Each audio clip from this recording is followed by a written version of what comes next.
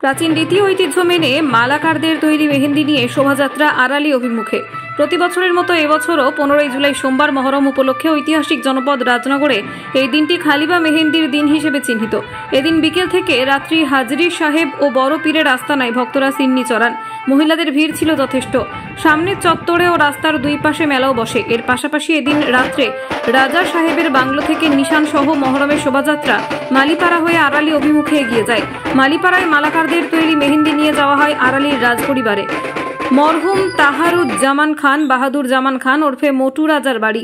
রঙিন কাগজ, বাঁশের শালাকা, কাঠি প্রভৃতির মাধ্যমে তৈরি ছোট কাঠামো যা মেহেন্দি নামে সুপরিচিত। এই মেহেন্দিতে মোটু রাজার স্ত্রী ও বাড়ির সদস্যরা মেহেন্দি পাতা, ময়দার তৈরি প্রদীপ সহ কিছু জিনিস রাখেন। সঙ্গে রাখা হয় সিন্নি। গভীর রাতে শোভাযাত্রা ও মেহেন্দি রাজবাড়ির লাগোয়া ঐতিহাসিক ইমামবাড়ায় ফিরে আসে। সিন্নি ফাতেহার আয়োজন করা হয়। এই রীতি বা প্রথা কয়েকশো বছর ধরে রাজাদের আমল থেকে চলে আসছে, এমনটাই জানালেন রাজপরিবারের প্রতিনিধি রূপে আরালির মোটু রাজার পুত্র খয়রুজ্জামান ওরফে তালাত। এদিনের কর্মসূচি সুষ্ঠুভাবে সম্পন্ন হয়েছে বলে জানা গিয়েছে। বীরভূমের রাজনগর থেকে মোহাম্মদ সফিউল আলমের রিপোর্ট।